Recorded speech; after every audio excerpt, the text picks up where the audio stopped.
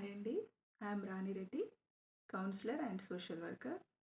ఈరోజు మనం మాట్లాడే పద్ధతి వల్ల ఎలాంటి ప్రాబ్లమ్స్ని మనం ఫేస్ చేస్తామో నేను చెప్పాలనుకుంటున్నాను అండి.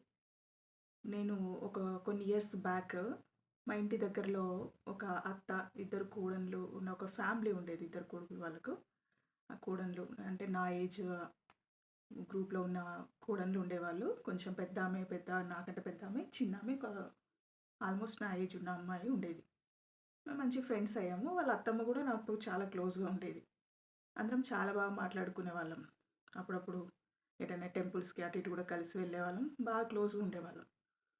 అయితే ఇలానే వాళ్ళ ఇంట్లో ఒక్కొక్క రోజు వెళ్ళినప్పుడు కూర్చొని అందరం మాట్లాడుతున్నాం. వాళ్ళ అత్తమ్మ కొంచెం విసుక్కుంటుంది కోడన్ల మీద. అంటే వాళ్ళ జాయింట్ ఫ్యామిలీయే. ఎందుకంటే ఆమె ఉతికిన బట్టలన్నీ తీసి ఆళ్ళ మంచం దగ్గర ఏసిందంట. ఆళ్ళ అత్తమ్మ విసుక్కుంటుంది. అలా మంచం మీద బట్టలేయొచ్చా? అట్లా వేస్తారా ఎవరైనా?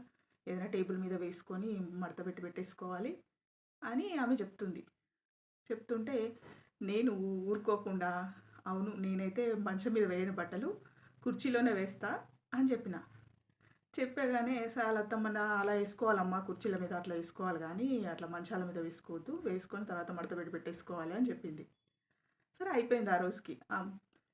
తెల్లవారి నుంచి ఆ కోడళ్ళిద్దరూ నాతో సరిగ్గా మాట్లాడడం మానేశారు. అసలు ఎందుకు మానేశారన్న విషయం నాకు చాలా రోజుల వరకు అర్థం కాలేదండి. మాట్లాడుతున్నారు. కానీ అంత ఫ్రీగా లేరు. ఇంతకుముందు మాట్లాడినంత క్లోజ్‌గా లేరు. ఏదో క్యాజువల్‌గా మాట్లాడడం అంటే మాట్లాడినాం అన్నట్టుగా మాట్లాడుతున్నారు. అసలు నాకు అర్థం కాలేదు. చాలా రోజులు కాదండి. ఒక 3, 4 ఇయర్స్ వరకు నాకు అర్థం కాలే. అక్కడి నుంచి షిఫ్ట్ అయ్యాక కొన్ని రోజులకి నేను ఇట్లనే బయట ఒకసారి కనబడ్డప్పుడు ఆమె క్యాజువల్‌గా మాట్లాడి వెళ్ళిపోయిన తర్వాత అప్పుడు టక్కన స్ట్రైక్ అయింది. అప్పుడేమో నాతో సరిగ్గా మాట్లాడలేదు. అప్పుడు అంత క్లోజ్‌గా ఉండేవాళ్ళు. ఎందుకు మాట్లాడడం మానేశారు అని డౌట్ వచ్చినప్పుడు నేనేమైనా తప్పు చేశానా? వీళ్ళనేమైనా అన్నానా? అని ఆలోచించినప్పుడు నాకు సడెన్‌గా నా మైండ్‌లో ఆ విషయం స్ట్రైక్ అయింది. వాళ్ళ అత్తమ్మ వాళ్ళతో మాట్లాడింది. నాకప్పుడు అర్థమైంది. అంటే అసలు వాళ్ళు ఎందుకు మానేశారో. మీకు అర్థమైందా?